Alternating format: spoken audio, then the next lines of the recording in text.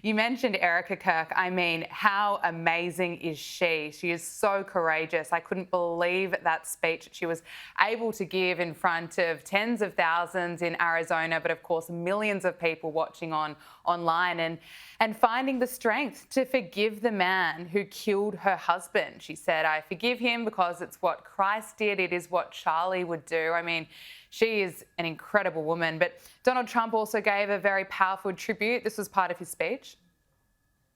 Charlie's murder was not just an attack on one man or one movement. It was an attack on our entire nation. That was a horrible attack on the United States of America. It was an assault on our most sacred liberties and God-given rights. The gun was pointed at him, but the bullet was aimed at all of us. I agree with that. You know, that attack on Charlie Kirk, it was just so evil. It felt like it was more than an attack on just one man. It felt like it was certainly an attack on America, attack on the West. And also we heard so many brilliant speeches yesterday, but of course JD Vance, the Vice President, spoke about the revival we're also witnessing. And I really don't think he's overstating it there, because I think a lot of what Charlie said really went beyond politics, went much deeper than that. You know, Yeah. what are your thoughts around that? Well, I mean, look, it's fascinating. And I think what, the president said there was absolutely right. And it comes down to something, Gab, that I think, we may have talked about. I know I've spoken to a lot of people about this idea that, the left thinks the right is evil, the right thinks the left is misguided, wrong, but not fundamentally bad people. And, that's the fundamental difference here. And it was such an interesting sort of duality, because there was, it was a very religion and metaphysics infused event, as you would expect. But it was fascinating to me too how also the president, spoke about Charlie loving his enemies and opponents, and Yeah. him saying, that he hated them. And it's real. I mean, I love that, because you've got that sort of duality, right, in life. That So and true. this encapsulated everything, Gab. And like some people say, well, there's a contradiction there, and it's like there isn't, because in a sense, it's Erica's job as the widow to forgive in that Christ-like fashion. But then for Trump, to bring it in sort of, biblical terms, Trump is Caesar, right? So it's for him to mete out justice. And these two things are not incompatible. I've heard some people suggest that they were incompatible. I disagree with that.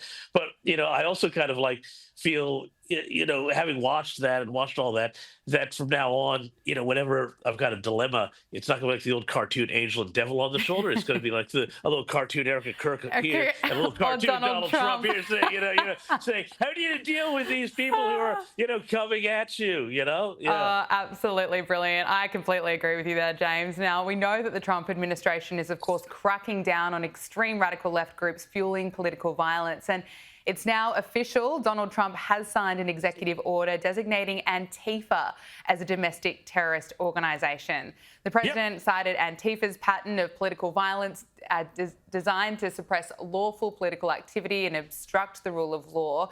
He cited that in making the decision. So, James, talk to us about what's going to happen here. I mean, can we expect arrests of those who are potentially bankrolling them? Yeah, well, I mean, look, eventually it will get to the point where people who are funding and organizations that are funding this sort of street violence, because it is funded, because there are people who have at these riots organized for pallets of bricks and things like that to be arranged. We saw in Los Angeles recently, there were people who were arranging for gas masks to be arranged so that rioters could go up against, Homeland Security and ICE people with tear gas. So we know there's money, we know there's organization.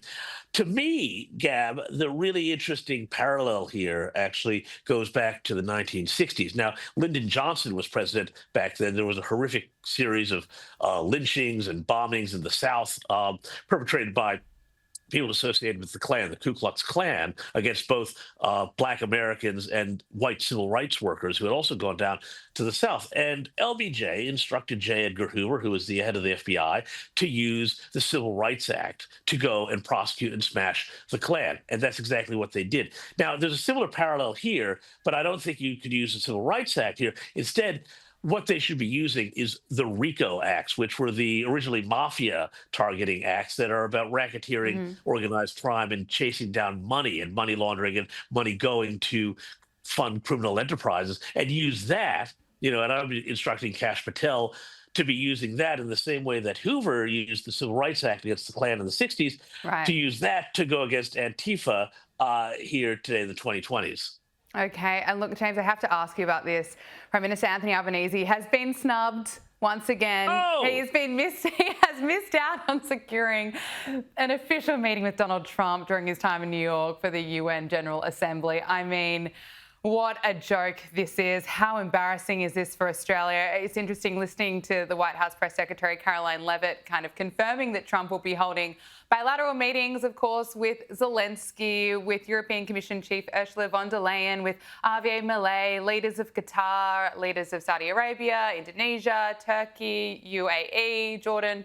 Not our Prime Minister. And why would Donald Trump make the time? I mean, and it says so much about the state. He should make the time. I mean, he should make the time. He should make the time, because Australia is an important part of the American security architecture in the Pacific. There's real reasons why we really should be having leader-to-leader meetings. And it's really bad, and it's a great discredit to Albanese that we are not having those leader-to-leader talks. I think it's a really, dangerous situation. But for the prime minister and the president, in a weird sort of way, this is kind of good for both of them, because neither one of them, I think, really wanted this meeting, particularly not a play. Albanese, the last thing he wants, it's not going to go well. He's going to look weak. He could get told off for any number of things, whether it's, having an e-safety commissioner or having, weak defense spending or whatever, so there's a million ways to go wrong for him. And for Trump, it's a meeting with somebody who he's going to have to, if they do meet, say something bad about potentially, about an ally. So it's bad for him. It's just too messy all around. But I think neither one of them really wanted to. And, for Albanese, he's done this sort of studious avoidance of Trump. And sometimes he's gotten lucky. And now he's just, I think by avoiding and by, poking the bear of Palestine and all the other things so much, why would Trump meet him? Why would Trump meet him? And that's exactly the outcome he wanted. He didn't want to meet with Trump, and that's what he got.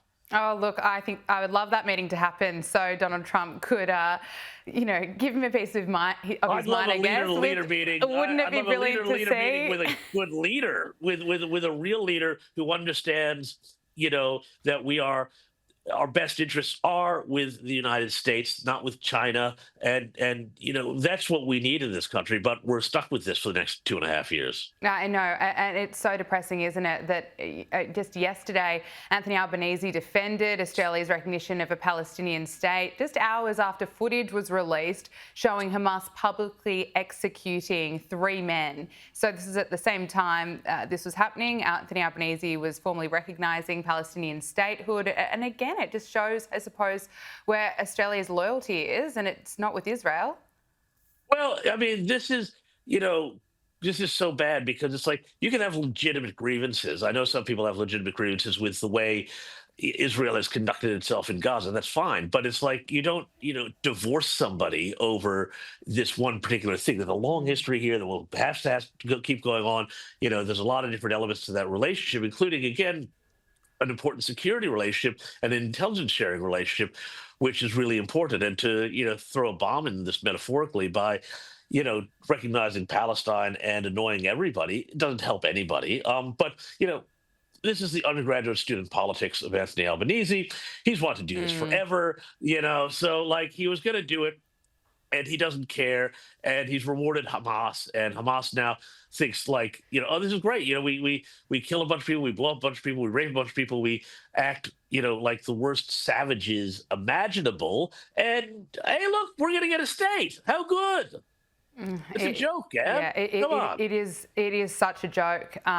It's disgusting, and I don't think Anthony Albanese, after doing that, deserves a meeting with Donald Trump, even though it does need to happen, and it's very sad for Australia that this is the state that we're in now, and that the US doesn't seem to want to have anything to do with us anymore. Now, James Morrow, I have to ask you, of course, about some lighter news, but just some pretty big news, of course, that Disney has caved.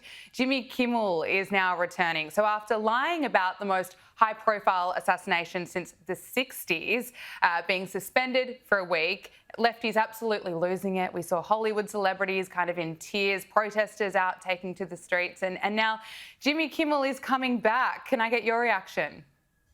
Well, I don't care because I don't watch Jimmy Kimmel. I don't like, he's just really not funny. And he hasn't been funny for years and years and years, not since he did the Man Show, but you couldn't do the Man Show today. My God.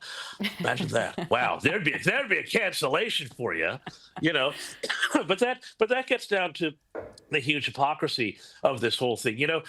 Like, I'm in all these arguments with people who say, oh, the right is now just, they're just embracing cancel culture. It's like, no, no, no. What has happened now, and it's a very helpful thing, is that the left made a whole set of rules. They made a whole set of rules that were really stupid, and they enforced them on everybody else, but not themselves, around, words of violence and, speech is murder and, all this sort of crap.